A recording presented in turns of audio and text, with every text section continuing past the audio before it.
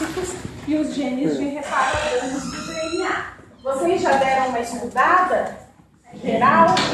Ok, porque daí eu acho que vocês aproveitam melhor a palestra, a gente também pode tirar dúvidas. No final da palestra, eu vou usar o câncer de mama como um exemplo, porque na verdade vocês têm um módulo de saúde da mulher no 4º ano, onde o câncer de mama é abordado de forma aprofundada, porém, a parte genética molecular eu tenho praticamente certeza que não é dada, porque quem dá essa parte somos nós e nós não fazemos parte do módulo do 4º ano. Então eu vou, a partir do ano que vem, trazer o câncer de mama para o módulo de proliferação, porque eu acho impossível os alunos saírem do módulo de câncer sem ter uma noção do tumor, aonde mais nós podemos fazer pelos pacientes usando os conhecimentos de ciclo celular e genética. Então, o câncer de mama é atualmente um modelo de tumor onde nós usamos os marcadores que nos foram dados pela genética para diferenciar o tratamento das pacientes. Então, a gente vai fechar a aula com o câncer de mama, daí vocês não contam para ninguém que a professora do módulo de proliferação usou o câncer de mama nesse módulo, ok? Porque, na verdade, a gente não pode usar o câncer de mama aqui. Mas eu acho que hoje, né, o câncer de mama, as leucemias e os linfomas em especial, além de outros tumores, não são mais tratados sem marcadores de cunho molecular. E, portanto, não tem como a gente não usar como exemplo para vocês esse tipo de neoplasia.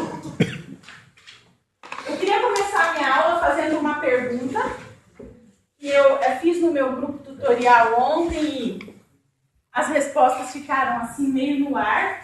Então eu queria perguntar se todo o câncer, e sem nenhuma exceção, sempre é uma doença genética. Eu quero que levante a mão quem de vocês acha que o câncer é sempre, sem nenhuma exceção, uma doença genética. Por favor. Mais alto aí para eu ver. E quem acha que existem algumas exceções para que o câncer seja considerado uma doença genética? Ou seja, nós temos tumores malignos genéticos e tumores malignos não genéticos. Levanta a mão para mim, por favor. Não, levanta, vocês têm que ter, a gente tem que pôr fé na opinião. Levanta a mão alto. Não estou levantando a minha agora não, tá? Eu levantei na primeira turma, mas... Então tá bom. Então vamos lá. No final da palestra eu vou fazer essa mesma pergunta e eu quero ver as respostas da turma. Ok? Começando a contextualizar a parte genética do câncer. Então, todo tumor, sem exceção, começa sempre a partir de uma célula normal que sofre não uma, mas uma sequência de mutações. Para alguns tumores, como os tumores de cabeça e pescoço, nós sabemos que são necessários cerca de 7 a 8 eventos mutacionais independentes para que a célula adquira um fenótipo maligno. Isso varia de tumor para tumor, ok? Mas o acúmulo de mutações vai fazendo com que esta única célula iniciada adquira ao final uma característica maligna que dá a ela propriedades de conversão de angiogênese, invasão tecidual local, desregulação de ciclo celular, perda de contato por inibição, perda de contato da apoptose, evasão do sistema imune e muitas vezes, nem sempre, a capacidade de ganhar vasos sanguíneos e linfáticos colonizando tecidos distantes no fenômeno que mais caracteriza a malignização das células, que é a metástase. A maior evidência de que todo tumor maligno surge a partir de uma única célula que sofre expansão clonal e não de conjuntos de células que vão adquirindo mutações, é a inativação do cromossomo X em células de fêmeas, obviamente, em tumores de mulheres, que mostram pra gente que todas as células de uma mesma cromossomo X inativado. Ou seja, todas essas células vieram a partir de uma única célula que acumulou mutações e foi se dividindo por perda de controle do ciclo celular, culminando com a formação de uma massa lotada de células, mas que nesse momento já é altamente heterogênea. Obviamente que as células mais iniciais têm menos mutações, as células mais terminais vão acumulando mais mutações. Em algum momento dessas sucessivas divisões vão surgindo as mutações que conferem as capacidades de conversão de angiogênese, metástase, invasão tecidual e assim por diante. Alguns pesquisadores costumam ressaltar que as marcas para metástase já estão presentes nas primeiras células de um tumor maligno. Eu vou mostrar para vocês no final um experimento com chip de DNA que mostra realmente que diferencia claramente tumores de pacientes de um mesmo tipo tumoral, os que têm assinatura para metástase e os que não têm. E se a gente conseguir fazer isso na clínica futuramente, nós vamos separar os pacientes que têm que receber um tratamento mais agressivo daqueles pacientes que podem receber um tratamento menos agressivo. Ok? Alguma dúvida até aqui? Está muito devagar? Eu estou mexendo tão devagar hoje? Não? Tá ótimo. Então tá bom. Bom, vocês já devem ter conseguido entender, né, enquanto estavam estudando, que o tumor surge a partir de uma desregulação dos caminhos normais do ciclo celular convencional, que vem desde moléculas extracelulares, receptores de membrana, mensageiros intracelulares, indutores de apoptose, fatores de transcrição. Então, num tumor maligno, tudo isso encontra-se alterado. Então, aquela regulação normal que vocês estudaram, ela está perdida no câncer, ok? Ou pelo menos em alguns caminhos, né, destes, em algumas etapas dessas, nós temos mutações que ativam ou inativam genes, dependendo do contexto deste gene, levando ao fenótipo maligno da célula. Dentro deste contexto, então, nós temos duas classes maiores de genes, das quais a segunda costuma ser atualmente subdividida em supressores tumorais clássicos e genes de reparo a danos no DNA, e os oncogenes, derivados dos proto-oncogenes, que por sua vez ativam ou inibem a proliferação celular. Como esses genes foram descobertos no contexto do câncer, eles são chamados proto-oncogenes e supressores tumorais, mas pelo que vocês já devem ter entendido, esses genes não surgiram para evitar o câncer. Eles são reguladores normais do ciclo celular que, quando mutados em nível genético ou epigenético, podem levar a uma desregulação que pode ou não culminar com o desenvolvimento de tumores malignos. Se nós fôssemos comparar uma célula com um carro, eu chamaria para vocês os proto-oncogenes de aceleradores, os supressores tumorais de freios e os genes de reparo a danos de mecânicos. Ou seja, nós temos classes de genes que estão estimulando a proliferação celular, outras que estão freando a proliferação celular e chamando proteínas que podem atuar reparando danos que, se forem passíveis de reparo, mantêm a célula no ciclo, caso contrário, induzem essa célula à morte celular programada por apoptose. Alguma dúvida até aqui? Então, nós vamos falar especificamente com exemplos e todos os mecanismos de ação, ativação ou inativação das três classes principais de genes que atuam, então, contribuindo ou não para o desenvolvimento dos tumores malignos. Ok? Primeira classe, proto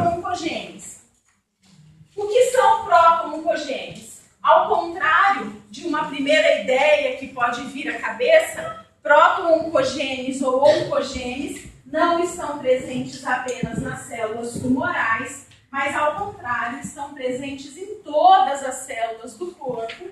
São genes celulares normais, evolutivamente muito conservados, que quando estão executando a sua função de maneira normal, regulam uma cascata de eventos que atuam no controle da proliferação e da diferenciação celular. Fazem parte desta classe de genes os famosos que compõem a família Ras e Nick, dentre outros muitos proto-oncogenes conhecidos, porque nós conhecemos mais de 100 proto-oncogenes atualmente e um número muito menor de supressores tumorais. Ok? Bom, então vocês já sabem que os genes celulares normais são os proto-oncogenes. Quando eles sofrem mutações, nós passamos a chamá-los de oncogenes, mas existem mutações específicas que fazem essa transição de proto para oncogene. Vocês já estudaram que mutações convertem um proto-oncogene a oncogene? Primeiro, translocação é um evento, eu vou explicar por quê. Quem mais? Oi? Deleção? Não, eu vou explicar por que depois. A deleção está envolvida com a inativação de supressores tumorais, não com a ativação de proto-oncogenes. Então, por enquanto, só translocação. O que mais? Metilação é um evento de silenciamento gênico. Se eu silencio um oncogene, eu vou contribuir para o câncer ou não? Não. Então, a metilação, assim como a deleção, são mecanismos de inativação de supressores tumorais. Então, por enquanto, a gente só conseguiu a translocação aqui. O que mais que ativa a proto-oncogene a oncogene? Mutação de ponto. Mutação pontual, SNP.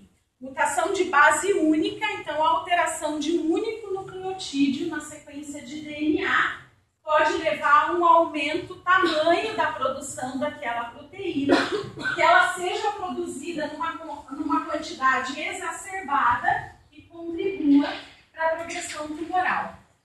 Eu tenho, deixa eu ver, translocação, mais dois faltam. Então, mutação pontual, translocação. Ninguém lembra? Oi? A radiação é o evento físico que causa a mutação. Mas qual mutação acontece no DNA para que esse gene se torne ativado? Oi? A inserção viral, na verdade, é considerado, né? Então, existem alguns vírus, como o próprio HPV, que tem a capacidade de se inserir em regiões específicas do genoma, ativando proto-oncogenes ou inativando supressores tumorais, desencadeando o tumor do colo do útero. Ok? Então, translocação, mutação pontual, inserção viral e amplificação gênica. Pensem sempre, de proto-oncogene para oncogene, eu preciso de alguma coisa que aumente a função deste gene. Então, se você deletar ou metilar, você está silenciando o gene. Se você silenciar um oncogene, o tumor não vai progredir. Ok? Então, esses são os mecanismos da segunda classe. Então, aqui está ruim, porque essa sala é muito clara. São ativados por rearranjos estruturais, mutações pontuais, amplificação gênica e inserção viral. Estes são os 4 mecanismos de ação que ativam proto-oncogenes a oncogenes. Eu vou mandar a palestra para vocês, tá? Então, o que de repente não der para copiar porque está um pouquinho claro, hoje mesmo eu já mando a palestra para vocês. Professor, oi? A senhora falou que a deleção ela vai silenciar o oncogene. Só que se você tiver uma deleção do Sim, então só que daí a gente não está falando em ativação de oncogênio. Nós estamos falando de inativação de supressor tumoral, que é a segunda classe de genes que eu vou falar e a gente vai falar de deleção. Então, até aqui eram os mecanismos que ativavam proto-oncogenes a oncogenes, ok? Oi? Eu vou mostrar, tá? Eu vou mostrar. Então, esses genes foram inicialmente identificados em retrovírus, que eram capazes de induzir tumores em animais ou levar à transformação de células em cultura. E homólogos a esses genes foram identificados em sequências do genoma humano, vendo então que o genoma humano tinha sequências no DNA que eram capazes de induzir a transformação maligna quando alteradas geneticamente. Ok? Bom, em 1981, esse pesquisador, Weinberg, ele fez uma fusão de células normais, né, de rato, de camundongo, de células normais e células tumorais, e as células fusionadas se tornaram malignas. O que mostrou para ele que devia existir alguma coisa naquela célula tumoral que não tinha naquela célula normal e que quando ele formava uma célula híbrida, aquilo tinha capacidade de induzir a transformação maligna. Então, esses experimentos foram demonstrando que o genoma humano possui sequências que, quando alteradas geneticamente, podem levar à transformação maligna. Ok? Então, quais são os mecanismos que ativam e por que eles fazem isso? Então, vejam, se eu tenho uma mutação numa sequência não codificante do meu DNA, mas essa mutação leva a um aumento, a uma superexpressão da proteína, uma proteína superativa, então pensem, por exemplo, num fator de crescimento. Um fator de crescimento é um estimulador de proliferação celular. Se ele estiver superestimulado por uma mutação de ponto, você vai ter mais fator de crescimento ali do que o que deveria existir, se ligando a todos os receptores disponíveis, induzindo transdução de sinal e mandando as células se proliferarem. Na verdade, a maior parte dos pró-oncogenes são ativados por mutação pontual. Todos os membros da família Ras e MYC são ativados por mutação pontual. Então, os mensageiros intracelulares Ras e os fatores de transcrição MYC, quando sofrem uma única mutação de base no seu DNA, tem um RNA que vai ser traduzido numa proteína hiperativa com função transformante anormal. Essa proteína é a mesma que existia antes, porém ela é mais expressa, ok? O outro mecanismo é a amplificação gênica. Então, as células tumorais têm a capacidade de produzir múltiplas centenas, milhares de cópias de um mesmo gene que deveria estar presente naquela célula em quantas cópias? Quantas? Duas. Uma de origem materna e uma de origem paterna, já que nós estamos falando num gene somático, né? Então, nós estamos falando num gene que está presente num autossomo. Então, ele veio uma cópia da mãe e uma cópia do pai. E existem milhares de cópias deste gene em questão numa dada célula tumoral.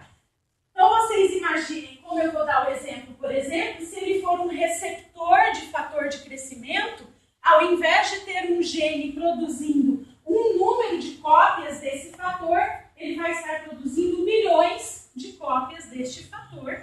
E, normalmente, estes receptores se tornam independentes da ligação de fatores de crescimento.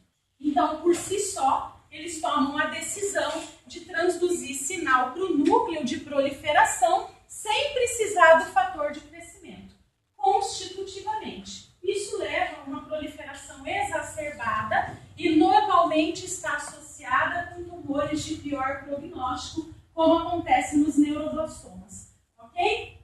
E o outro mecanismo é o rearranjo cromossômico ou a translocação, que pode acontecer de duas maneiras. Você pode translocar o segmento de um gene, ok?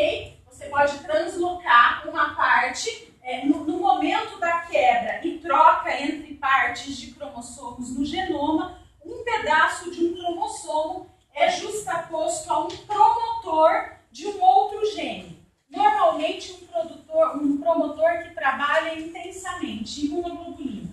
Né? Imunoglobulina produz muita proteína, porque precisa de muita imunoglobulina para fazer anticorpo.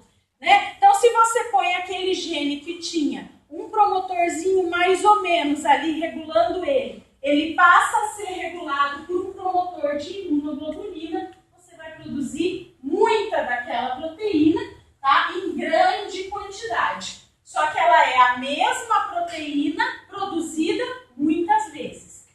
Nos rearranjos cromossômicos, como acontece na leucemia mieloide crônica, nós também podemos trocar partes entre regiões do genoma e dar origem a uma proteína que agora não existia anteriormente. Então, é uma proteína nova, é uma proteína quimérica, que nós chamamos, com função de estímulo de ciclo celular, como acontece especificamente nessa leucemia. Então, o rearranjo cromossômico pode levar à passagem de um proto-oncogene a oncogene, ou por produzir muito daquela mesma proteína, ou por produzir uma proteína fusionada, produto da translocação, com uma função diferente daquela que ela fazia anteriormente.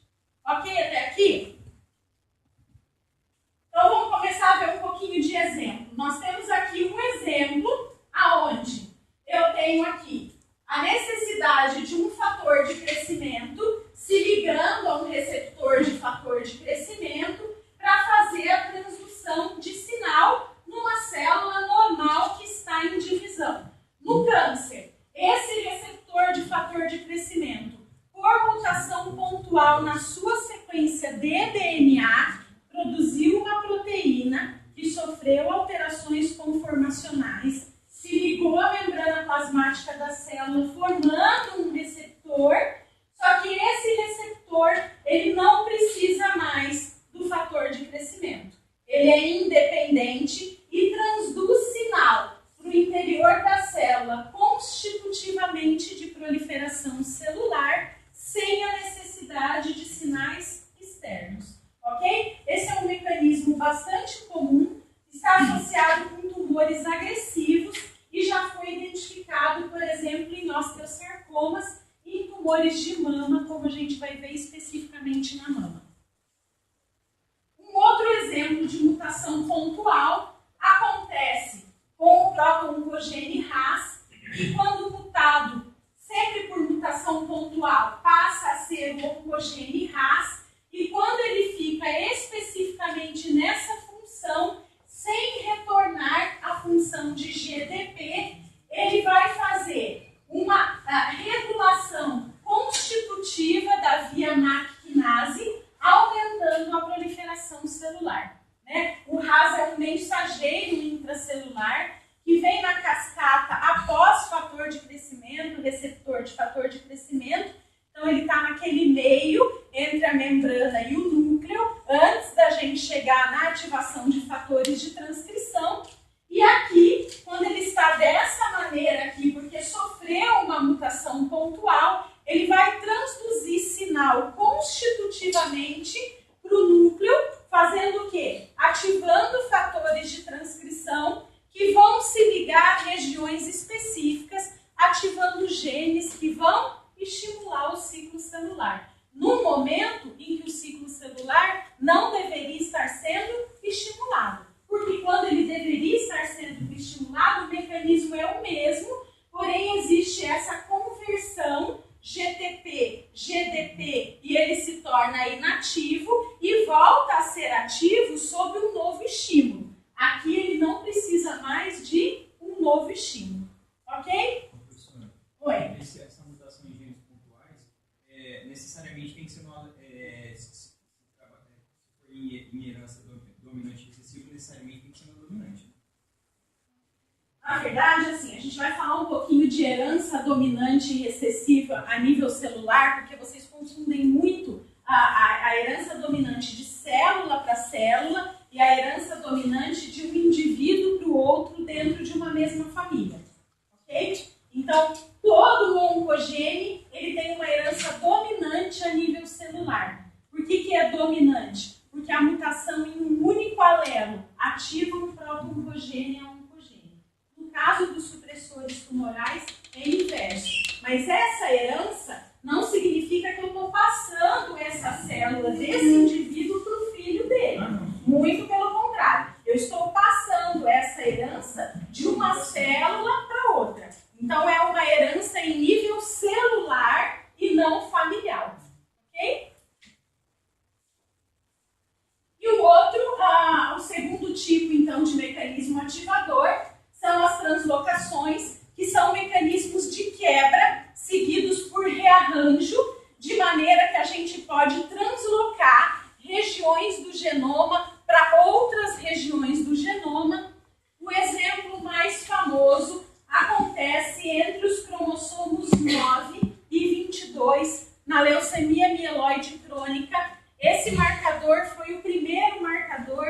que levou ao desenvolvimento de uma droga-alvo baseada no perfil genético do paciente, que é usada até hoje, que é o Glivec, ok? E ele se baseia no seguinte mecanismo.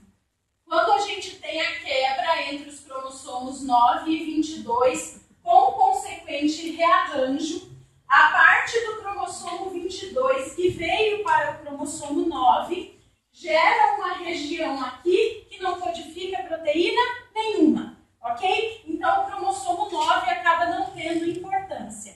Entretanto, a justaposição das sequências do 22 com uma porção que veio do 9 forma no cromossomo 9 o que nós conhecemos como cromossomo Filadélfia, que é o marcador da leucemia mieloide crônica e que vai produzir uma proteína que não existia anteriormente, então é o mecanismo que gera uma proteína nova. Essa proteína tem função de tirosina quinase e transduz constitutivamente nas células leucêmicas o sinal de prolifere-se constitutivamente. E é este mecanismo que leva ao desenvolvimento da LMC e é também um marcador de pior prognóstico na LLA.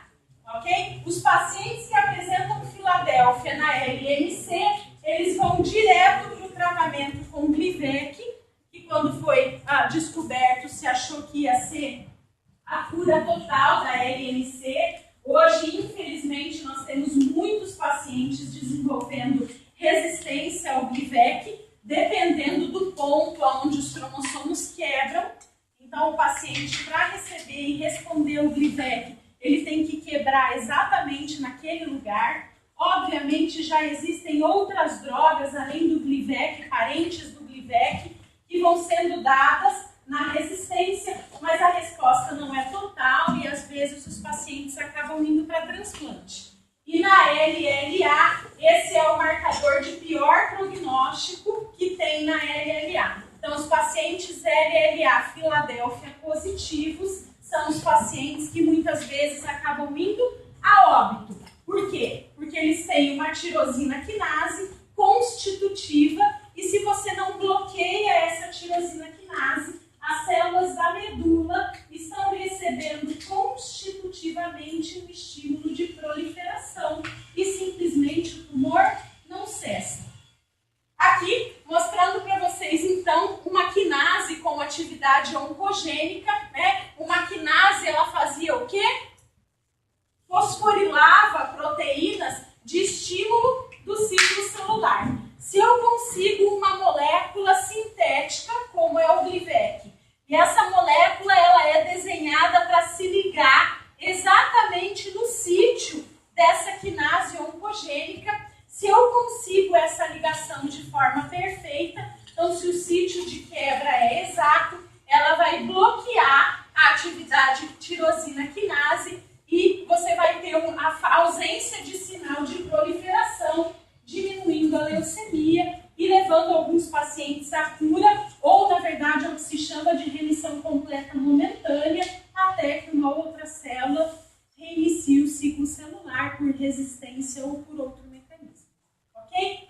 Essa então é a primeira droga-alvo que foi desenvolvida, que ficou extremamente famosa há alguns anos atrás. Hoje nós temos a busca e já o desenvolvimento de outras drogas que visam então nada mais do que esses genes que controlam o ciclo celular e que nada mais são do que os pró-oncogenes e os supressores tumorais. Ok até aqui? Está muito devagar? Está muito rápido? Ok. Então nós vimos mutação pontual, translocação e o outro mecanismo que ativava a pró-oncogene e a oncogene eram as amplificações. Essas amplificações elas podem ocorrer dentro do próprio cromossomo, então por mecanismos intrínsecos à célula tumoral, ela consegue duplicar milhares de vezes o número de um mesmo gene que está ali e ela pode acontecer também fora do cromossomo, sendo visualizada como double minutes, ok? Que a gente chama. Então, exemplos de onde isso acontece. Então, vejam aqui. tamanho normal, o tamanho da região amplificada desse cromossomo numa metáfase. Não é um único gene que está amplificado, mas uma região genômica que contém um conjunto de genes, dos quais alguns estão envolvidos em estímulo de proliferação celular. Então, vocês imaginam que, neste tamanho, nós tínhamos o gene em cópia, ou os genes em cópia única, porque a outra está no outro cromossomo, que está aqui, né? E aqui, esses genes em cópia única estão muito aumentados para produzir uma banda visível em técnica de bandeamento G. Porque normalmente esses eventos eles são visíveis apenas molecularmente, por técnicas de PCR ou de FISH. Então, para você ver isso em microscópio óptico, é porque você tem milhões de cópias desse gene aqui. A técnica mais utilizada, está muito claro, é o FISH. Não sei se vocês conseguem observar vários pontinhos vermelhos aqui, ó. Aqui no meu computador, depois eu vou mandar para vocês, vai dar para ver. Ao invés, então, desta célula ter duas cópias daquele gene, que no caso aqui é o MIC, porque é neuroblastoma isso aqui, tá? Ela apresenta centenas a milhares de cópias deste gene, que neste caso é um fator de transcrição. Então vocês imaginem um fator de transcrição ali em milhares, podendo se ligar a diferentes regiões do genoma, ativando um monte de genes que estimula a célula a progredir pelo ciclo celular. Então isso é um mecanismo extremamente oncogênico, ok? Um outro exemplo bastante característico, vou marcar na palestra em célula mais escura, acontece no câncer de mama, subtipo HER2 positivo. Então hoje a gente vai falar um pouquinho no final para vocês que as pacientes com câncer de mama já são subdivididas com base na presença de marcadores moleculares em grupos de alto risco e baixo risco, que recebem tratamentos mais ou menos agressivos. Isso já é feito, inclusive, pelo SUS, no próprio Hospital do Câncer de Londrina, então não é uma coisa distante, que está nos Estados Unidos e não chegou aqui, já está na rotina. Na verdade, existem outras coisas que estão por chegar, ok? Mas não se trata mais câncer de mama sem saber se a paciente é HER2 positiva ou HER2 negativa. Por quê? Porque a paciente que apresenta a amplificação do HER2, que é um receptor transmembrana, ela tem esse receptor amplificado milhares de vezes na sua membrana, e esse receptor não precisa de fator de crescimento e também transduz um sinal de intensa proliferação para as células da mama, e esses tumores eram, até pouco tempo atrás, extremamente agressivos e de mau prognóstico. Hoje, nós temos um anticorpo monoclonal que foi desenvolvido, a segunda droga-alvo mais famosa, ok? Que se liga ao HER2 e bloqueia a transmissão de sinal, fazendo então com que essas mulheres acabam, dependendo do estágio de diagnóstico do câncer de mama, sendo levadas à cura, né? E esses tumores, até pouco tempo atrás, eram considerados uma sentença de morte. Porque quando você tem um oncogene super amplificado assim, os tumores são extremamente agressivos, eles crescem muito rápido, respondem à quimioterapia, mas dão metástase muito fácil. Então as mulheres iam a óbito por esse subtipo tumoral muito rapidamente. E hoje a gente tem um grande número de mulheres que alcançam a cura porque a gente bloqueia o receptor do fator de crescimento.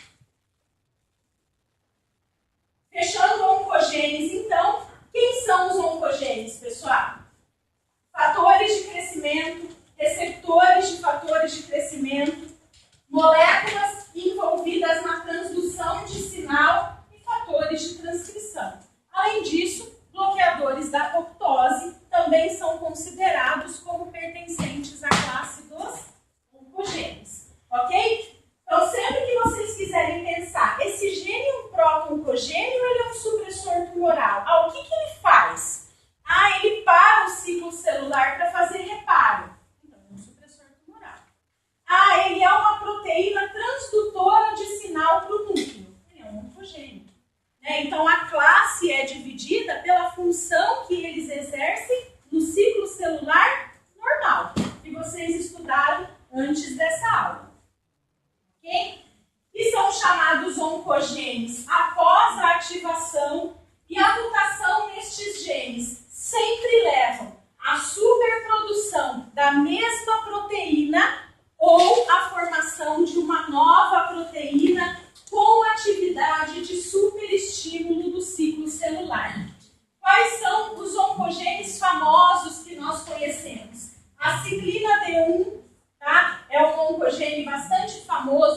encontra mutado em um grande número de tumores humanos, o mensageiro RAS, PDGF, HER2, o HER2 é o receptor do câncer de mama, e o fator de transcrição MYC, dentre muitos outros, estes são os mais conhecidos. E aí, como você me perguntou, a mutação em proto-oncogênese, a oncogênese, ela é sempre dominante a nível celular. Eu não preciso mutar os dois alelos de um proto-oncogene para que ele passe a ser chamado de oncogene. Porque se um alelo só já tiver mutado, produzindo muita proteína, só a proteína produzida por este alelo é suficiente para estimular a proliferação celular de normal para anormal, ok? Então, proto-oncogenes são dominantes a nível celular e são ativados, o que faz sempre um ganho de função. Então, quando vocês tiverem um gene que no câncer ganhou função, ele é proto-oncogene. Porque se ele fosse supressor tumoral e estiver ganhando função, ele vai ajudar a diminuir o tumor. Isso não acontece, né? No câncer. Isso é o que a gente tenta fazer, né? Com terapia. Isso, a busca pela terapia gênica é reativar supressores tumorais que estão inativados ou bloquear proto-oncogenes que estão superativados. Mas no tumor, o tumor ele faz isso, ok? Um único alelo mutante já é o suficiente para fazer com que o fenótipo de uma célula normal passe a uma célula com fenótipo maligno, ok? Resumo geral de proto-oncogenes. O que são proto-oncogenes? Ao contrário do que se pensava, são genes celulares normais, envolvidos então no crescimento celular, na apoptose e na diferenciação celular. Quem são esses genes? São os genes que codificam para fatores de crescimento, receptores de fatores de crescimento, proteínas sinalizadoras ou fatores de transcrição, além dos indutores de contrário, né? Além dos bloqueadores de apoptose. Porque se eu induzo a apoptose numa célula com dano, eu evito o tumor, ok?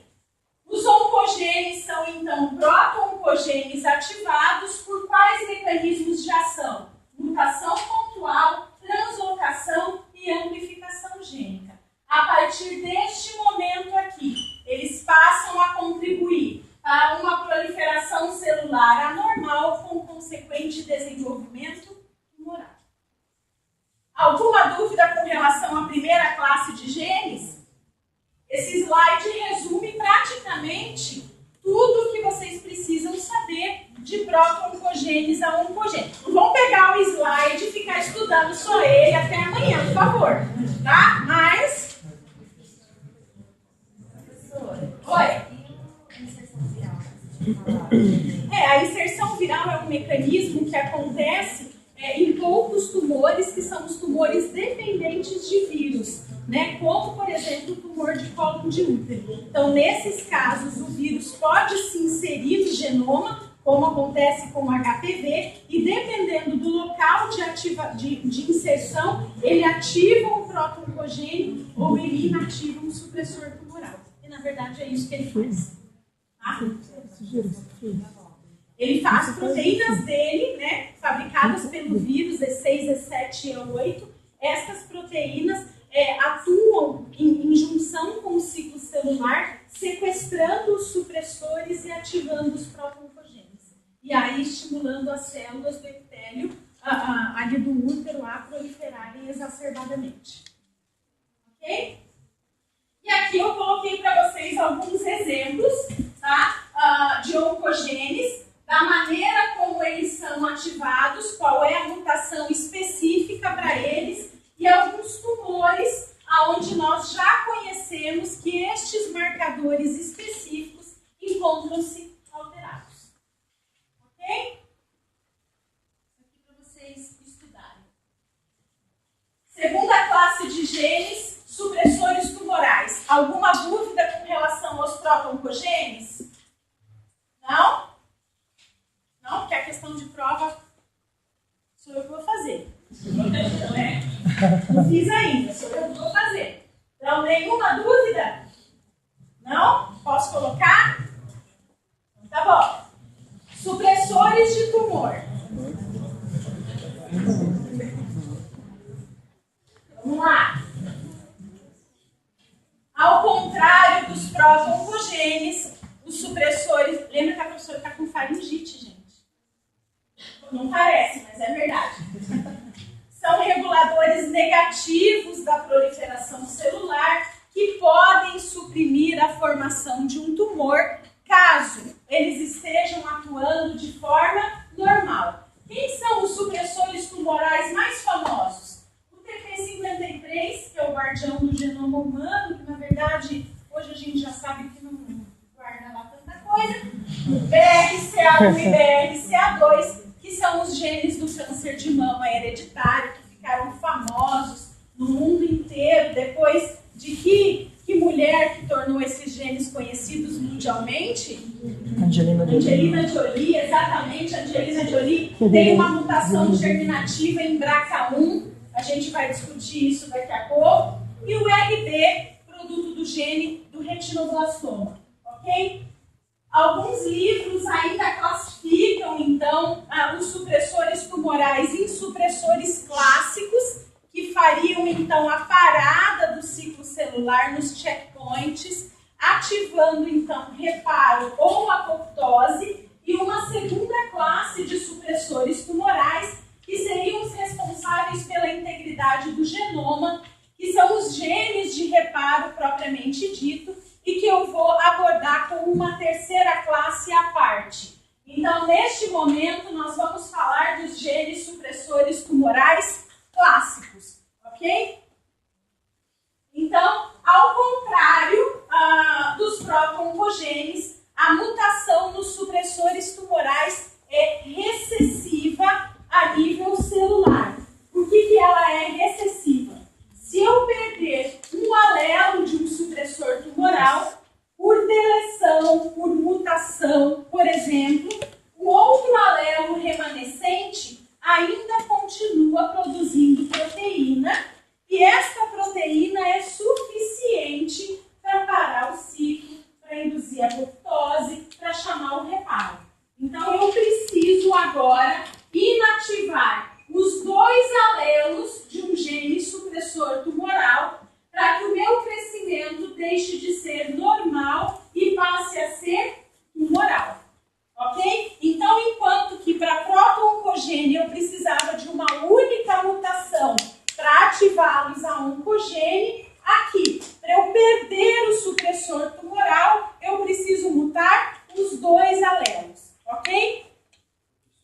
Ué.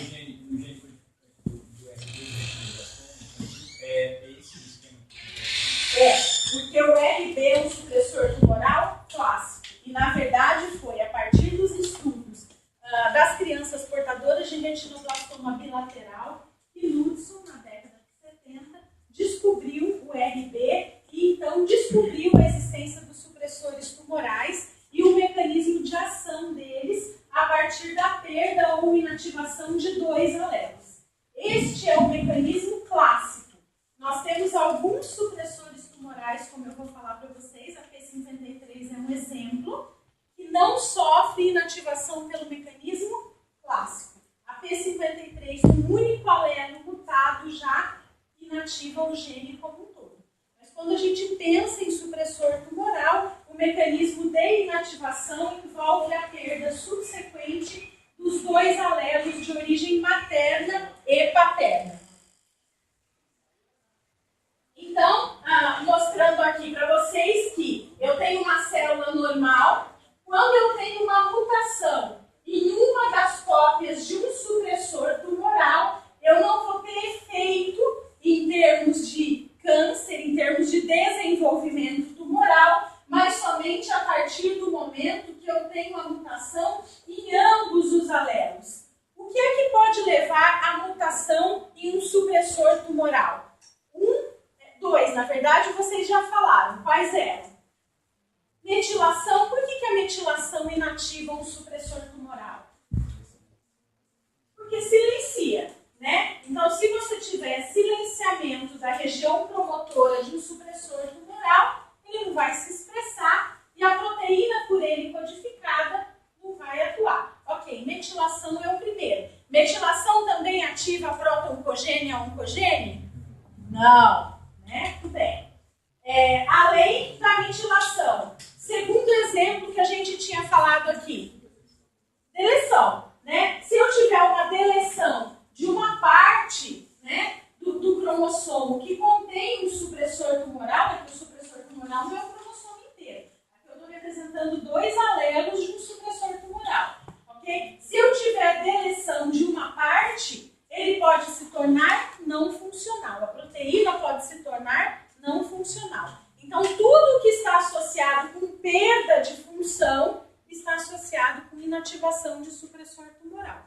Além da metilação e da deleção, a inserção viral, como eu já comentei, para alguns tumores onde os vírus estão associados, como é o caso do HPV, né? O vírus pode se inserir, ele produz proteínas, né? Ele se insere no genoma, produz proteínas que sequestram as proteínas supressoras tumorais, inibindo a sua ação, como é o caso da P53, por exemplo, que é sequestrada pelo HPV. Então, a via da P53 está inativada nos tumores de colo de útero, ok?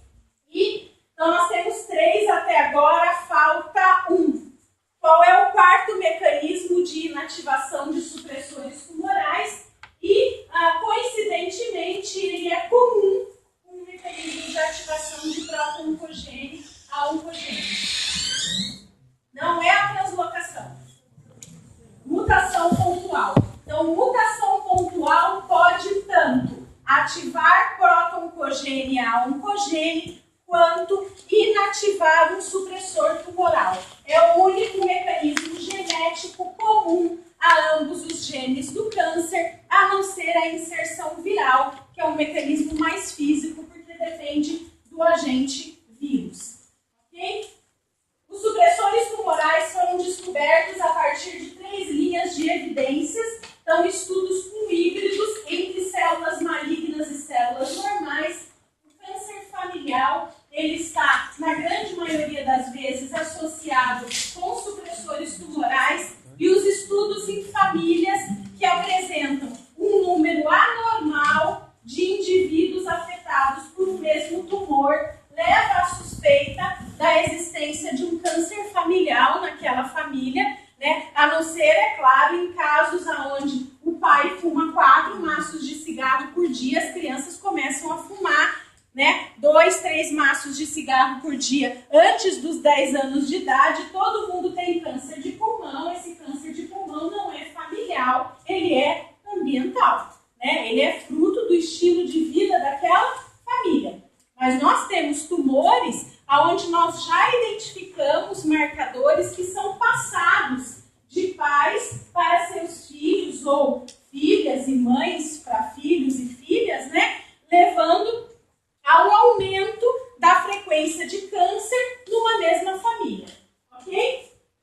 E as perdas de heterozigose, alguém sabe o que são perdas de heterozigose? Vocês leram quando estavam estudando esse nome? Não apareceu ainda em nenhum lugar?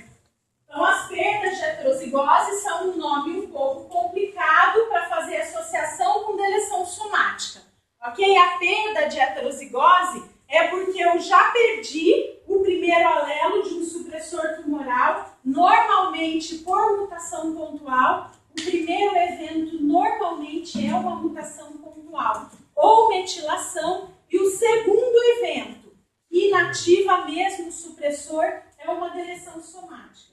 Então, de que maneira que os pesquisadores pensaram? Quando ele perde o primeiro, ele fica heterozigoto. Quando ele perde o segundo, a gente tem a perda de heterozigose. Então, a perda de heterozigose é a deleção somática que inativa os supressores tumorais. Ok? Então, aqui é só para mostrar para vocês. Oi?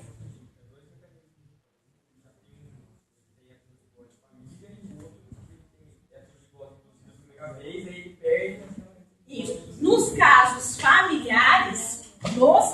familiares, os indivíduos já feito. E é por isso que os tumores acontecem em idade mais precoce, porque eu só preciso do segundo evento.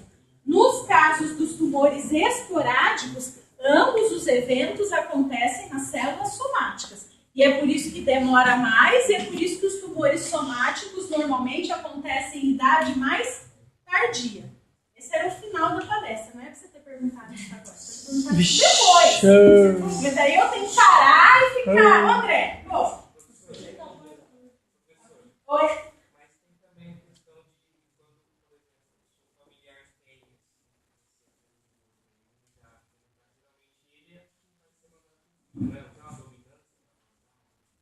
A dominância é assim, ele apresenta nas células da linhagem germinativa um supressor tumoral mutado e o outro não. Qual que é a probabilidade dele mandar para o filho? 50%. A herança é dominante porque a partir do momento que for transmitido, esse indivíduo, na grande maioria das vezes, como a gente vai ver, ele vai ter câncer. Porque a penetrância desses genes é muito alta, tá? Mas ele pode passar o outro alelo? Claro, isso é lei de Mendel, né? Ele pode passar esse, ele pode passar esse, tá? Mas daí, se essa pessoa que passar a mãe não vai dar esse supressor normal, vai ficar heterozigoto? Vai ficar heterozigoto. E o segundo evento vai acontecer nas células somáticas. Então, esse primeiro evento vai estar em todas as células do corpo. E o que hoje a gente já sabe e muitas vezes não consegue explicar é por que o segundo evento acontece e ele acontece. É porque provavelmente o primeiro evento já torna a célula mais instável e mais suscetível a adquirir mutações e a segunda mutação acaba vindo. Porque a penetrância, por exemplo, no câncer de mama, como eu vou mostrar, ela chega a ser superior a 80%. Então, quer dizer, a paciente tem a mutação em um único alelo do BRCA1, mas a segunda mutação ela acaba acontecendo em alguma etapa da vida. Desencadeada, talvez, por fatores do estilo de vida, por fatores hormonais, a gente não sabe bem, mas talvez até por fatores genéticos da própria existência da primeira. Entendeu? Então, aqui é para mostrar que esse pesquisador ele também fusionou, ao contrário daquele outro, células normais com células tumorais, e aqui ele resgatou o fenótipo normal da célula híbrida. Ou seja, existia alguma coisa na célula normal que tinha sido perdida na célula tumoral e que, quando restaurava aqui a célula híbrida, era capaz de reverter o fenótipo maligno. O que era isso que tinha sido perdido? Os supressores tumorais, que estão inativados nas células tumorais. Ok? Aqui é para mostrar para vocês, a gente já comentou, que os estudos familiares, como o das crianças que apresentam um retinoblastoma bilateral, como o HNPCC, que eu vou falar um pouquinho mais para frente, e o câncer de mama e ovário hereditário, são famílias que levaram, então, a elucidação dos mecanismos que nós conhecemos hoje do câncer hereditário e dos supressores tumorais. Porque a grande maioria dos tumores hereditários está diretamente vinculado aos supressores tumorais. Ok? Então, estudando essas famílias e vendo que existia um grande número de indivíduos afetados e que isso não é normal, afetados por o mesmo tipo de tumor ou por tumores associados, como a gente vai ver, os pesquisadores notaram que tinha que existir algum marcador genético que estava segregando ali naquela família, estava sendo passado dos pais para seus filhos, e isso predispunha muito os indivíduos mais jovens a desenvolverem câncer cada vez mais cedo. Ok? E aqui é só para mostrar para vocês um experimento de identificação de perda de heterozigose. Então vejam aqui, o sangue desse paciente é heterozigoto para essa região que contém um supressor tumoral, porque eu consigo amplificar por TCR 2 alelos, enquanto que no tumor o segundo alelo foi perdido. Então eu tenho provavelmente esse supressor tumoral inativado aqui por mutação pontual, que não aparece aqui, porque eu só estou amplificando a região, então a mutação de ponto não aparece. E essa técnica é específica para identificar a deleção. E o segundo alelo foi perdido, mostrando para mim que provavelmente o supressor tumoral codificado por esses alelos está inativo nas células tumorais deste paciente. Na verdade, essa técnica é uma técnica de varredura que a gente faz no laboratório, buscando regiões do genoma que possam levar a gente a descobrir outros supressores tumorais, além daqueles que nós já conhecemos. Okay? Aqui mostrando para vocês o modelo de Knudson, então, que foi o retinoblastoma em crianças, tá? A partir do retinoblastoma, Knudson, então, hipotetizou os dois eventos para os supressores tumorais, então, inativação de um alelo e do outro. As duas podem acontecer nas células somáticas, ou uma delas pode ser herdada pela linhagem germinativa, e o segundo evento vai ser genético. Para a gente ir fechando o supressor tumoral, eles são inativados agora por deleções, mutações de ponto, metilação ou inserção viral. Ao contrário dos pró-oncogenes, eu preciso da mutação em ambos os alelos, porque agora eu estou perdendo uma função reguladora e não exacerbando essa função, como acontecia com os pró-oncogenes.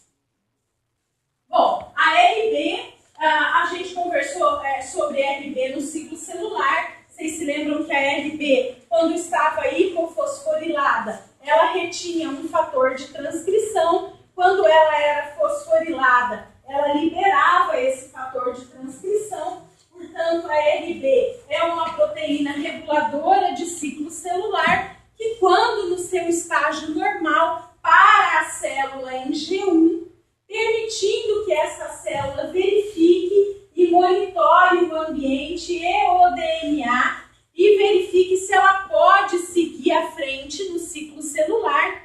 E se a proteína RB estiver mutada, o que é que vai acontecer? A gente não vai ter essa parada, uma possível não verificação de DNA danificado que vai continuar no ciclo celular, dando origem, por expansão clonal, como eu mostrei para vocês no primeiro slide, a uma massa de células que contém DNA danificado e que vão adquirindo mutações adicionais até atingirem as características de invasão e metástase.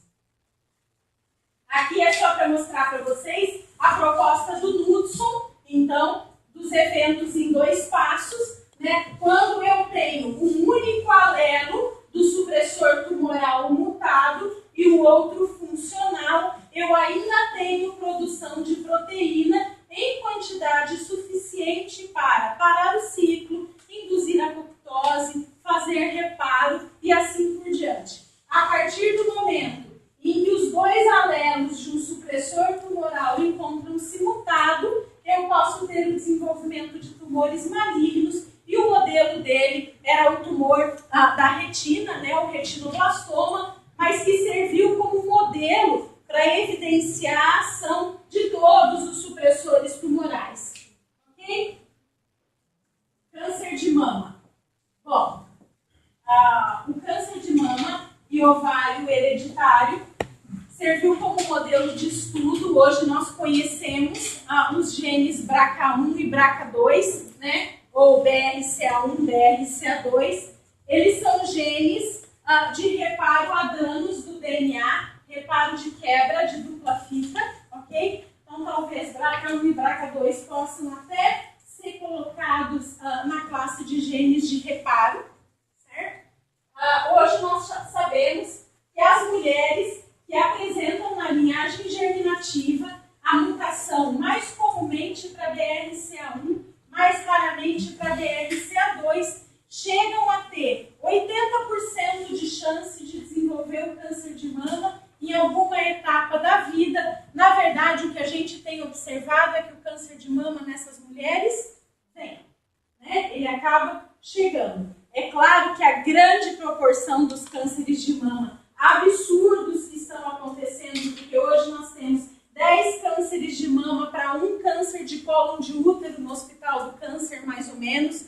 Então, essa proporção exacerbada de câncer de mama não é fruto de mutação herdada em BRCA1, BRCA2, né? Mas de tumores esporádicos que também envolvem a mutação em BRCA1, BRCA2 e outros eventos, ok? Esses genes foram sequenciados, clonados e hoje essas mulheres são submetidas ao aconselhamento genético nas mulheres, nas famílias, em que a gente consegue identificar uma portadora real dessa mutação. Então, uma mulher relativamente jovem, muitas vezes com um tumor bilateral, essas duas características já levam à pesquisa do sequenciamento, tá? Ou que apresenta 3, não sei se são 2 ou 3 parentes de primeiro grau afetadas, também já leva à pesquisa de BRCA1, se ela estiver em um centro onde o oncologista sabe disso e vai encaminhar essa mulher para o aconselhamento genético. Por quê? Todas as irmãs e filhas dessas mulheres estão sob risco de ter câncer em 80% de chance se elas forem portadoras da mutação. E se elas não forem portadoras da mutação, qual é o risco delas? O mesmo de qualquer mulher normal da população que não apresente a mutação. Então, é extremamente importante hoje o diagnóstico dos marcadores que nós conhecemos. Esse diagnóstico só pode ser feito por sequenciamento automatizado, tá certo? Porque esses genes são muito grandes, apresentam muitos introns, muitos exons, e nós temos inúmeras mutações descritas. Então, não tem como eu saber qual é a mutação daquela mulher. Então, eu preciso sequenciar o gene inteiro de uma primeira paciente e, descobrindo a mutação, eu posso flanquear por PCR para as demais mulheres da família que queiram, né, que estejam disponíveis para fazer o teste, porque se elas não forem portadoras da mutação, elas estão livres do risco aumentado. E se elas forem portadoras, existe a cirurgia profilática, que foi o que a Angelina Jolie fez, a retirada completa das 2 mamas e dos 2 ovários, né? Porque esse gene predispõe ao câncer de mama e ovário, e o câncer de ovário ele é silencioso e leva ao óbito rapidamente, ok? E caso ela não for a portadora, né, ela vai controlar de maneira normal. E hoje em dia o que tem se indicado muito são os exames profiláticos de imagem, porque eles evoluíram muito, né? Então se fala muito em não necessidade de cirurgia radical, porque você pode fazer o acompanhamento dessas mulheres, ao invés de fazer a cada 2 anos ou a cada 1 ano, fazer o ultrassom e a mamografia a cada 6 meses, para caso esses tumores apareçam, você pegue em estágio bastante precoce. Ok? Oi. Mas quando você tem um parente de grau próximo, você não tem aquela característica de alguns alelos com baixa penetrância poderem estar alterados e você tem uma chance maior? Ou a chance continua sendo a mesma? Por exemplo, no câncer de mama, necessariamente é só esse gene que no câncer de mama e ovário familiar, o que nós sabemos é que só o BRCA1 ou o BRCA2, que está envolvido com câncer de mama masculino também, né? Ele parece ser o evento genético suficiente. O que a gente sabe hoje é que a constituição genética do indivíduo para muitos outros genes, como genes de metabolizadores de compostos externos, os próprios metabolizadores de quimioterapia, mudam tudo. Desde o desenvolvimento do tumor até a resposta à quimioterapia. Então, é claro que, por que a penetrância é 80%? Por que 20% das pessoas que têm essa mutação não desenvolvem câncer? Alguma coisa nessas pessoas faz com que elas, mesmo tendo essa mutação, não desencadeiem o tumor maligno. O que é, nós ainda não sabemos. Provavelmente as respostas estão em outros genes realmente, né? Nós algumas vezes observamos uma família com câncer de mama, por exemplo, onde você vê um padrão que não é normal. Mas você faz a pesquisa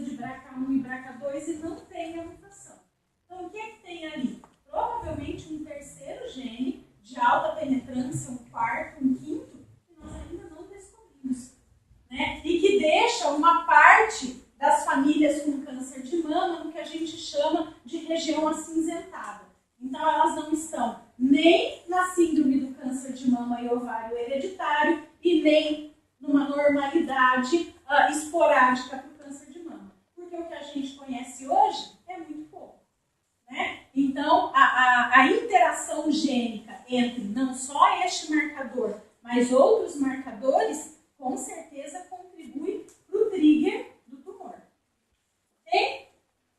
E a P53, a gente falou bastante de P53 no ciclo celular. O P53 vai atuar como um fator de transcrição e um regulador estimulatório da apoptose, quando for o caso. Ele se encontra mutado em mais de 50% de todos os tumores humanos, ou ele ou a sua via, né, seguida pela P21, e é um marcador herdado na síndrome de Li-Fraumeni, onde os pacientes apresentam uma mutação em P53 na linhagem germinativa e tem, ao longo da vida, uma predisposição extremamente alta a desenvolver tumores de partes moles, como, por exemplo, sarcomas.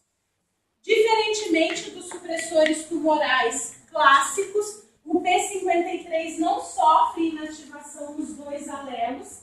Um único alelo mutado do P53 já é suficiente, porque a proteína apresenta uma estrutura quaternária, e essa estrutura quaternária vem dos dois alelos. Então, se um deles estiver perdido, o outro sozinho produz proteína, mas ela não consegue constituir a formação quaternária e, portanto, não é atuante. Talvez esta seja uma das explicações para a qual o P53 está mutado em quase 70% de todos os cânceres humanos.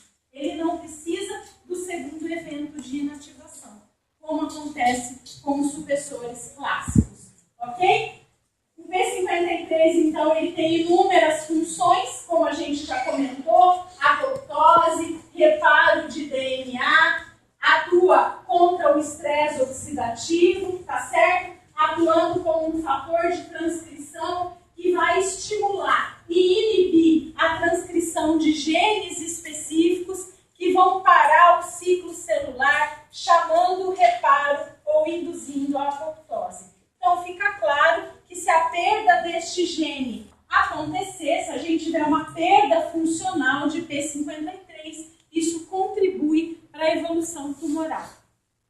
Essa é uma das técnicas que é utilizada atualmente para a detecção de P53 na clínica, ok? Inclusive nos casos de câncer de mama. Isso aqui é coberto pelo SUS, já se faz no ICL. Então, a gente tem um corte de tecido tumoral, né, da parte do tumor na mama, que é marcado por imunistoquímica contra a proteína P53.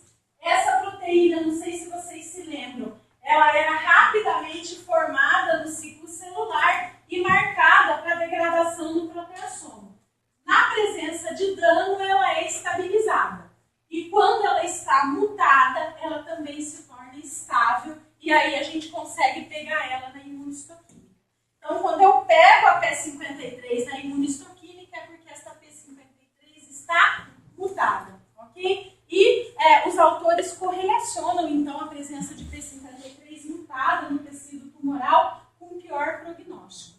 Na mão, apesar da gente ter essa informação na mão, é feito para todas as pacientes, sai no laudo, mas os oncologistas ainda não sabem muito bem o que fazer com essa P53 mutada. Então, diferentemente do HER2, que conduz para o tratamento com trastuzumab, a P53 aparece ali, mutada, não mutada, a porcentagem de células com mutação. Isso indica um tumor mais agressivo ou menos agressivo, mas não direciona o tratamento ainda, né? Pode ser que daqui a 5 anos a gente fale desse mesmo slide com outro contexto do câncer de mama. E aí, para fechar os supressores, então, eles agora apresentam um efeito recessivo a nível celular, eles são inativados e nós temos perda de função. essa perda nos supressores clássicos está associada à inativação dos dois alelos. E aí eu tenho a transição de um fenótipo celular normal para um fenótipo maligno. Aqui, o outro slide que não é para estudar só por ele, acho que vou deletar, né? Esses dois. Vou mandar a palestra sem esses dois slides. Então, supressores de tumor são também genes celulares normais que atuam agora regulando negativamente a proliferação celular ou induzindo a apoptose. Quem são os supressores tumorais? Genes de indução de apoptose, de reparo de DNA e os inibidores de complexos ciclina-CDKs. E quem foi que faltou aqui nesse slide? Porque eu também não fico entregando tudo para vocês, né? Quem foi que faltou aqui? Os genes que fazem os checkpoints. Né? Os genes dos pontos de checagem são sempre supressores tumorais. Eles são inativados em tumores sempre, por mutação pontual, deleção, metilação ou inserção viral. E a partir deste momento, a proliferação celular normal perde o seu controle, podendo então levar ao desenvolvimento tumoral.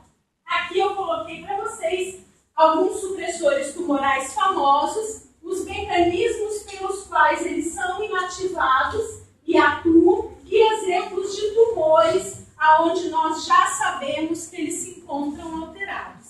Então, nós não temos todos os proto-oncogenes alterados em todos os tumores e nem todos os supressores alterados em todos os tumores, certo? Eles são tumores específicos e muitas vezes nós não sabemos por que o RB, por exemplo, leva só ao retinoblastoma e não a outros tumores, se ele é uma proteína que regula o ciclo celular. Né? Por que BRCA1 e BRCA2 estão envolvidos especificamente com câncer de mama, se eles fazem reparo de qualquer quebra de dupla fita? Então, essa é a explicação, que é o chamado gene porteiro. Então, é o gene responsável por aquele tumor, este é responsável por aquele tumor. Essa explicação nós ainda estamos buscando. A gente não consegue explicar muitas vezes, ok? Para fechar, pessoal, genes de reparo a danos do DNA. Oi? Oi? Ah, pode começar a passar daqui? Para mim, por favor? Porque eu tinha que subir no colegiado, porque cheguei em cima da hora e não deu tempo de ir lá. E aí vocês passam a lista de mas hoje veio bastante gente, né?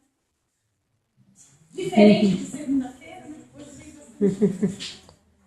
Bom, então os genes do reparo do DNA, eles vão constituir a principal barreira protetora contra os danos no DNA, se constituindo no principal mecanismo de manutenção da integridade do genoma, ok? Em seres humanos, nós conhecemos pelo menos 7 proteínas codificadas por estes genes, que estão envolvidos em um tipo especial de câncer de cólon hereditário, que é o HNPCC não poliposo, que eu vou falar para vocês daqui a pouco. Quando estes genes encontram-se normais, eles conferem uma proteção que chega a ser 100 a 1000 vezes superior para o genoma do que quando estes genes encontram-se mutados. Os mecanismos de mutação são semelhantes aos supressores tumorais, já que eles, na verdade, são considerados como uma subclasse dos supressores tumorais. Ok? Pessoal, existe um grande número de mecanismos de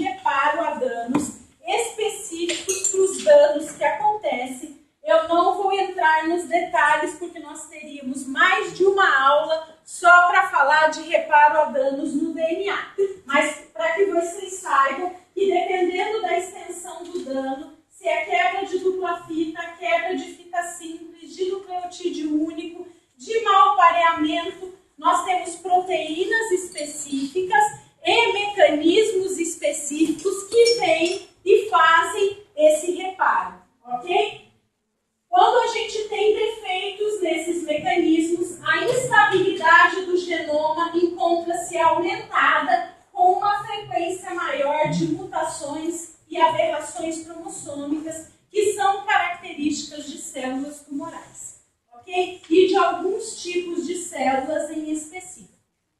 Então, vamos lá. Nós temos um tipo de reparo chamado de mismatch repair, que é responsável pela manutenção da integridade do genoma. Então, vejam aqui, uma sequência de DNA que tem um determinado tamanho. E aí, vocês já ouviram falar dos microsatélites? O que são microsatélites? São sequências presentes do genoma, sequências repetidas, em tandem, presentes em várias porções do genoma humano, na sua maioria fora de genes, outras dentro de genes. Essas sequências são muito variáveis de indivíduo para indivíduo, muito variáveis, mas são passadas de forma íntegra dos pais para seus filhos e das mães para os seus filhos e filhas também. Portanto, são as sequências de microsatélites que são utilizadas hoje para a identificação de paternidade e de criminalística. Então, esses são os marcadores da genética forense e da paternidade. Ok? Por quê? Porque eles variam muito. Então, se eu pegasse, né? Eu não sei tirar sangue, mas se eu tentasse, por exemplo, hoje, pela primeira vez, começar e tirasse sangue de todos vocês e levasse para o laboratório, extraísse o DNA e colocasse para rodar na nossa máquina lá e fizesse um fingerprint das sequências, a gente tem lá o painel universal de marcadores, que é utilizado mundialmente, e no Brasil também, porque o laboratório faz paternidade, né? E eu trouxesse aqui para vocês, a gente ia observar uma grande disparidade, então, assim, uma grande variabilidade genética para essas sequências entre vocês. Porém, se nós trouxéssemos os pais e as mães de vocês e fizéssemos uma comparação, a gente esperaria, né, uma grande concordância, ok, entre essas sequências, tá? Só para contar para vocês um caso interessante, o pessoal que veio dar o treinamento para a gente foi o pessoal que fez a identificação dos corpos do acidente da TAM, aquele avião que caiu na garagem, lá não sei onde que ele caiu, lá no depósito, sabe, né? Caiu lá o avião. Aí explodiu tudo e a identificação foi feita por pedaços de corpos que sobraram. E o pessoal que fez essa identificação foi o pessoal que treinou a gente aqui em Londrina para fazer paternidade. E aí ele contou pra gente que, bom, foram identificando por microsatélite, por esse painel. Mas aí, chegou no final lá que tinha e aí com base em quem, né? O material genético da mãe, do pai, de irmãos que não estavam no avião. Para tentar dar pelo menos um pedaço, né? Porque aquilo foi muito triste. Um pedaço para que pudesse ser feito um velório, um enterro, para que pudesse ser finalizado. E aí tinha uns casos que não batia. Então, no avião da TAM, tinha 4 indivíduos que a paternidade era falsa. Só naquele avião. A gente ficou meio nervoso, né? Na época, assim, já...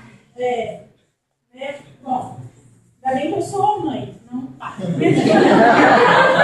Certeza que era minha. Nasceu ali, eu vi, entreguei na hora. E 4 num avião. E aí, o que é que eles fizeram? Não fizeram nada, né? Porque o papel deles não era destruir as famílias que já estavam destruídas. Mas chamaram, claro, em off, né? Alguns indivíduos. E a mãe sabe, claro, né? Que não era. E aí, chega daqui, chega de lá. Chegaram na identificação, mas tinha 4 paternidades falsas só no avião da TAM. Então eles falaram, imaginem quantas paternidades falsas nós temos por aí. Ok? E a identificação é só para descontrair. Ou não, né? Mas, enfim, essa identificação e a identificação de criminalística, de casos de estupro, material que é obtido a partir de bituca de cigarro, tudo tudo isso é feito a identificação por microsatélites, dada essa alta variabilidade populacional, mas uma transmissão vertical assídua, ok? Então, de um pai para um filho, de uma mãe para um filho, ela é perfeita, mas varia muito na população. No câncer, nós usamos os microsatélites como marcadores para identificar para a gente que nós temos no tumor uma instabilidade dessas regiões quando comparadas a regiões normais, que normalmente são o sangue, pelo fácil acesso.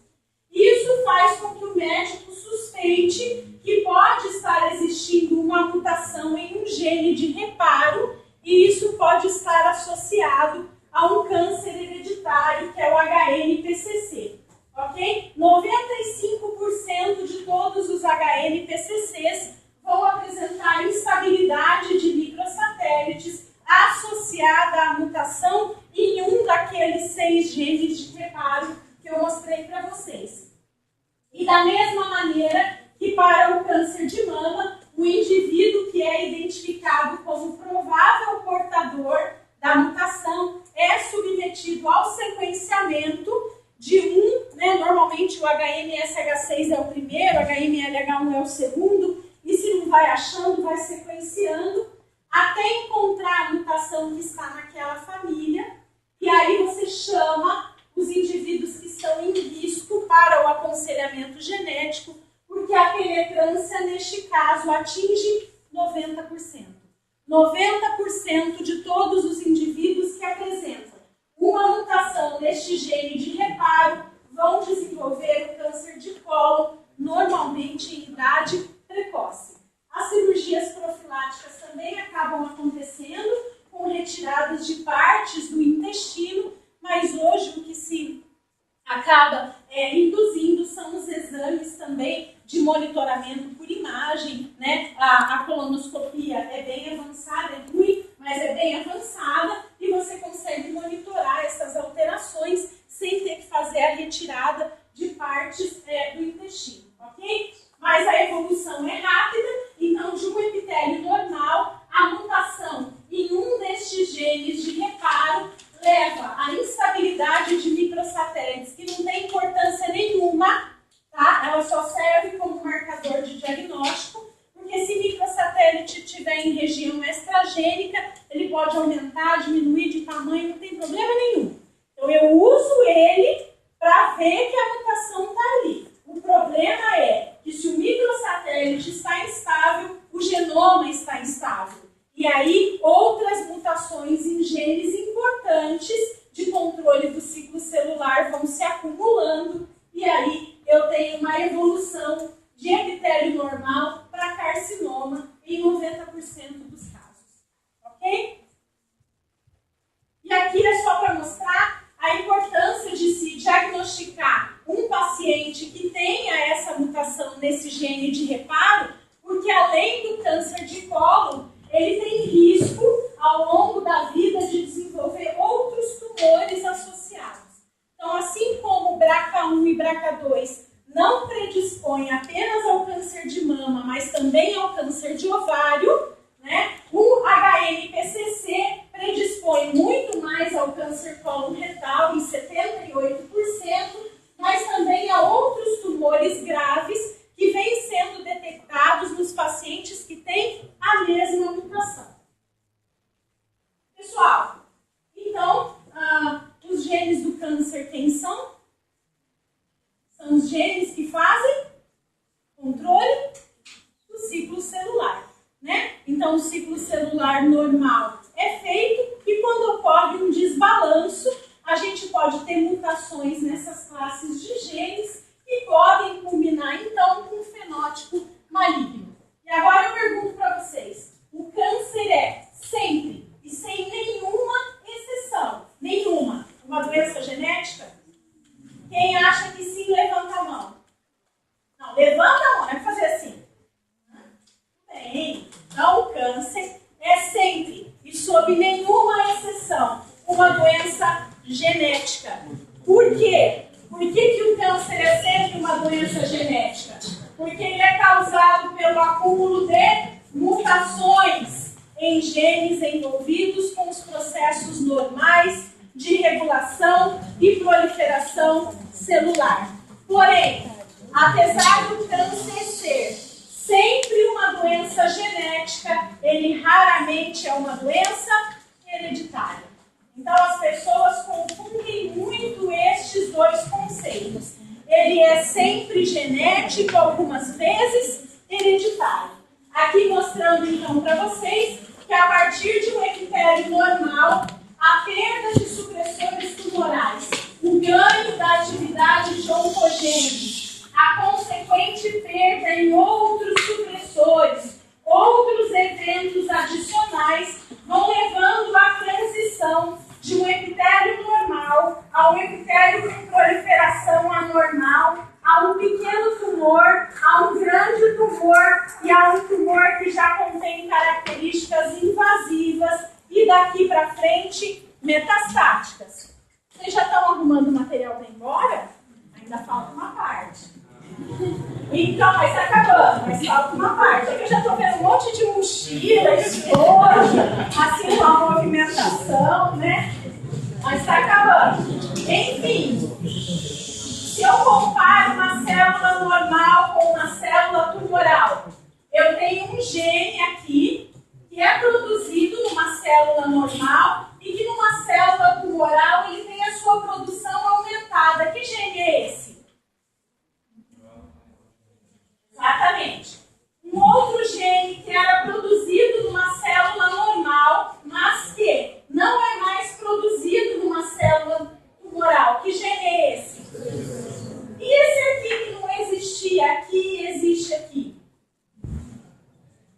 Na verdade, aqui eu não colocaria nenhum gene, eu colocaria uma proteína nova, que foi formada por um rearranjo cromossômico, que não existia numa célula normal e que passou a existir agora, ok? Então, os tumores são, na maioria das vezes, esporádicos, sendo então dependentes de dois eventos somáticos, que acontecem nas células somáticas, e raras vezes são hereditários, onde a primeira mutação é herdada a partir da linhagem germinativa e o segundo evento mutacional, normalmente num supressor tumoral, acontece nas células somáticas, desencadeando os tumores, normalmente em idades mais tardias. O câncer é, então, sempre uma doença genética, mas raramente uma doença hereditária, de maneira que 90 a 95% de todos os tumores são esporádicos, não apresentando transmissão familiar, a não ser por estilo de vida daquela família. Ok? Aqui a gente já falou bastante, vamos fazer as considerações da parte 1. Parte 2. Tá? Mas a parte 2 é bem rapidinho. Então, a descoberta dos oncogenes e dos supressores tumorais representou um marco que levou ao entendimento das bases moleculares do câncer e tem um papel fundamental porque hoje nós buscamos alvos potenciais terapêuticos baseados nos mecanismos de ação destes genes. Alguns já são conhecidos, como o ERBB no câncer de mama e o BCL-ABL, que desenvolveu o imatinib na leucemia mieloide crônica. Nós sabemos que o câncer é um processo extremamente complexo, que cada tumor é único no seu padrão de alterações genéticas. Além disso, cada paciente é único na sua constituição genética para genes metabolizadores de drogas, para genes que respondem ao meio externo, fazendo com que um indivíduo que tenha um mesmo tumor, histologicamente, primeiro que esse tumor já não é o mesmo, porque ele vai ser geneticamente diferente de indivíduo para indivíduo. E além disso, como cada indivíduo é a resposta ao tratamento difere muito, dependendo então de vários eventos. Na parte 2, eu vou usar o câncer de mama como um exemplo rápido para que vocês vejam que hoje nós já conseguimos usar oncogenes e supressores com alguns subtipos tumorais. Tá? Aqui é só um exemplo da detecção do cromossomo Filadélfia por citogenética. Então, o cromossomo 9, que perdeu partes, ele não é importante, porque aqui eu não tenho produção de nenhuma proteína.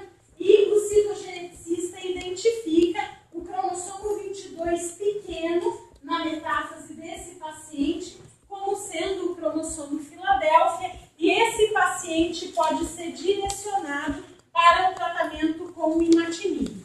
O mais comum é a gente fazer a detecção por FISH, ok? Usando sondas, então, de homologia para a região de quebra. Então, aqui eu tenho 2 cromossomos 9, um cromossomo 22 normal e um cromossomo 22 que recebeu partes do cromossomo 9 e que, portanto, se cora com as cores verde, vermelho e uma cor intermediária no local da translocação.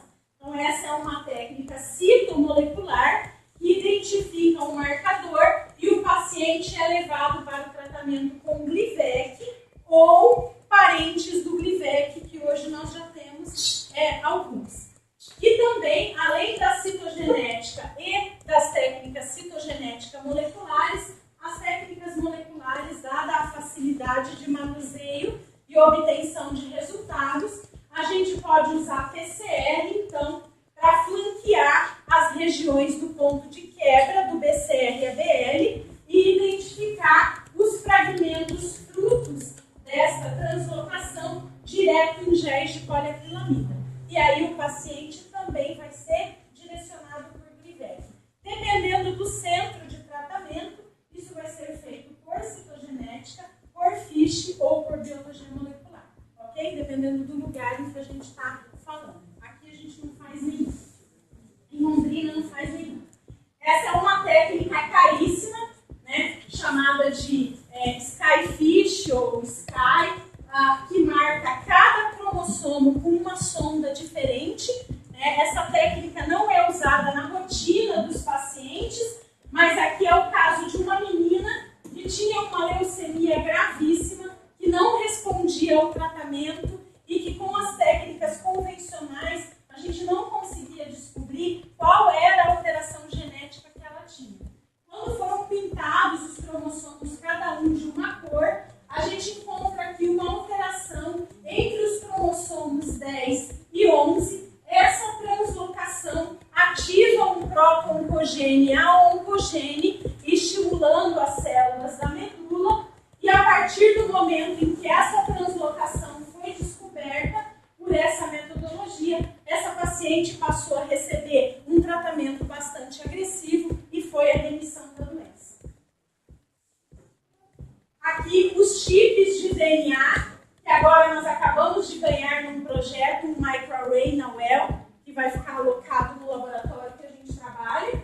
E nós vamos começar a fazer, então, esses perfis de expressão gênica que comparam como os genes se expressam em tumores de diferentes pacientes, ok? Mostrando aqui pra gente a assinatura para metástase aqui nesse caso.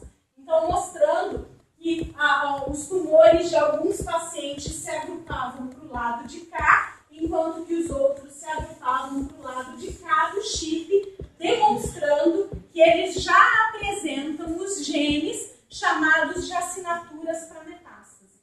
Então, se a gente conseguir fazer isso aqui com os pacientes na clínica, nós podemos levar estes pacientes para um tratamento muito mais agressivo e estes pacientes para um tratamento menos agressivo, com base no perfil genético de que genes? Supressores tumorais e oncogenes. Ok? São estes genes que estão mostrando para a gente quem são os tumores que podem levar o paciente ao óbito rapidamente e quem são os tumores que, se tratados, podem levar o paciente à cura. No caso do câncer de mama, pessoal, talvez seja um tumor onde mais a gente consiga fazer atualmente pelas pacientes, porque toda a paciente com câncer de mama, ela vai ser subdividida nos subtipos, hormônio positivo ou negativo, HER2 positivo ou negativo e as chamadas triplo negativas, são as mulheres que não apresentam a positividade nem para os receptores hormonais e nem para o HER2. Essas pacientes, então aqui mostrando a imunohistoquímica de uma paciente que é positiva para o receptor, ok? Então é um receptor de fator de crescimento que vai estar estimulando o crescimento da célula, mas que com o tratamento hormonal, essas pacientes respondem muito bem e acabam indo à cura na maioria dos casos, em especial quando o tratamento é feito num estágio mais precoce, ok? Aqui mostrando bem bonitinho para vocês o HER2, que é um receptor de membrana. Olha ele marcando a membrana da célula aqui. Então, numa mulher que é HER2 negativa e uma mulher que apresenta positividade, onde esse receptor está amplificado por amplificação, então, mutação por amplificação. Então, você tem muito mais receptor do que tinha que ter, e esse receptor está mandando para dentro dessa célula um sinal de proliferação constitutiva, mas essa mulher recebe hoje um anticorpo monoclonal que se liga a esse receptor e bloqueia a transmissão de sinal constitutiva, e hoje em dia nós temos uma resposta terapêutica muito boa dessas mulheres, ok? A maior busca atualmente é por algum marcador que possa ajudar as pacientes triplo negativas, porque elas são negativas para os receptores hormonais, então não respondem ao tamoxifeno, são negativas para o HER2, então elas não respondem ao trastuzumab, e o que é que elas recebem? Uma quimioterapia convencional, né? Com paclitaxel e outras drogas que matam não só as células do câncer, mas muitas outras células. Esse tumor tem como característica metástase visceral direta. Mulheres jovens, por volta dos 20 e poucos aos 30 anos, nós temos muitas pacientes nessa idade com câncer de mama triplo negativo, e muitas delas estão diretamente associadas à mutação em BRCA1 ou BRCA2, descobrindo, além do tumor, uma herança familiar. Então, no laboratório hoje, o foco principal da nossa pesquisa são as mulheres com tumores do tipo triplo negativo, onde a gente busca um marcador que poderia, então, direcionar melhor o tratamento dessas mulheres. E, para finalizar, o que é o mamagene? O mamagene é um painel que é feito hoje, até onde eu sabia, ele custava de 5 a 7 mil reais, então, restrito a quem pode pagar, ok? Que é feito com mulheres que apresentam, ao momento do diagnóstico, todas as características de bom prognóstico.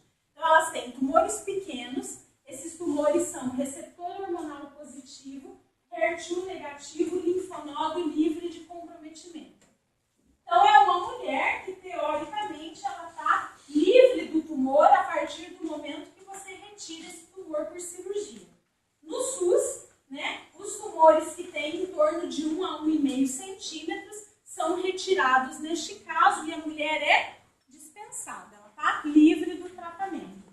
Mas o perfil de expressão gênica feita por PCR em tempo real destes marcadores, né, que incluem aqui genes ligados ao ciclo celular, mostra para a gente que algumas dessas mulheres apresentam marcas genéticas que mostram que esses tumores vão voltar e vão metastizar, mesmo tendo menos de 1 centímetro. Então, a gente mesmo, nós conhecemos pacientes que tinham essas características, que podiam pagar, que fizeram o mamagene, e que quando fizeram o mamagene, mais de um daqueles genes estava completamente alterado, e essas pacientes foram submetidas a um ciclo comum de quimioterapia preventivo, e hoje estão curadas, mas nós não sabemos o que acontece com as pacientes do SUS que não são submetidas ao mamagene ou a outros painéis de genes. Então, isso é expressão gênica, isso é feito por chip, isso é muito caro, isso não está disponível para a população comum, mas o que a gente espera, né, dentro de alguns anos, é que de alguma maneira a gente consiga transpor esse tipo de marcador para se tornar acessível a qualquer